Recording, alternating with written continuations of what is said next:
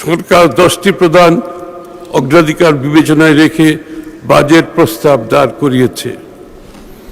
এই 10টি প্রস্তাবগুলো আমি পড়ে শোনাচ্ছি মাননীয় স্পিকার। 1, সবার জন্য উন্নয়ন। আমাদের লক্ষ্য অর্জনের লক্ষ্য সর্বজনের, সর্বশ্রেণীর, সর্বখাতের, সকল অঞ্চলের সুষম অংশগ্রহণ, অংশীদারিত্ব নিশ্চিত করে বৈষম্যহীন ও অন্তর্ভুক্তিমূলক অর্থনীতি প্রতিষ্ঠা করা। 2, সবার জন্য মানসম্পন্ন শিক্ষা ও স্বাস্থ্যসেবা সকল নাগরিকের মৌলিক অধিকার হিসেবে বাস্তবমুখী, দক্ষতা নির্ভর, মূল্যবোধ ভিত্তিক শিক্ষা ব্যবস্থা বাস্তবায়নের মাধ্যমে তরুণ প্রজন্মকে যোগ্য মানব সম্পদে পরিণত করা। দ্বিতীয়ত, মৌলিক অধিকার হিসেবে সবার জন্য মানসম্মত সর্বজনীন স্বাস্থ্য সুরক্ষা নিশ্চিত করা। 5, বিনিয়ন্ত্রণকরণ, ডিরেগুলেশন এবং সাশ্রয়ী ও সহজীকৃত ব্যবসার পরিবেশ সৃষ্টি করা।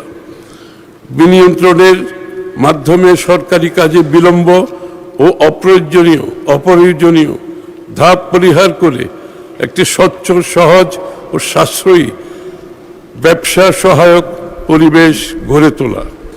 6 হচ্ছে আর্থিক খাতের স্থিতিশীলতা। ব্যাংক ও আর্থিক খাতের শৃঙ্খলা, স্বচ্ছতা, জবাবদিহিতা প্রতিষ্ঠা করে আমানতকারীদের আস্থা ও দায়বদ্ধতা ফিরিয়ে আনা।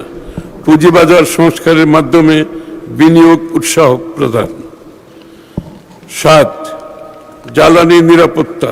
উৎপাদনশীল কর্মকাণ্ডের ধারাবাহিকতা নিশ্চিত করতে বিদ্যুৎ ও জ্বালানি নিরবিচ্ছিন্ন সরবরাহ নিশ্চিতের পাশাপাশি সাশ্রয়ী, নির্ভরযোগ্য, পরিবেশ বান্ধব বিদ্যুৎ জ্বালানি ব্যবস্থা গড়ে তুলতে আত্মনির্ভরশীল জ্বালানি নিরাপত্তা গড়ে তোলা।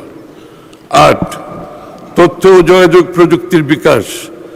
একটি ভবিষ্যৎমুখী, গতিশীল, প্রকৃত অর্থে প্রযুক্তিগতভাবে অন্তর্ভুক্তিমূলক বাংলাদেশ গড়ে তোলার মাধ্যমে বাংলাদেশকে বিশ্বের অন্যতম প্রধান আইসিটি রপ্তানিকারক দেশে রূপান্তর করা।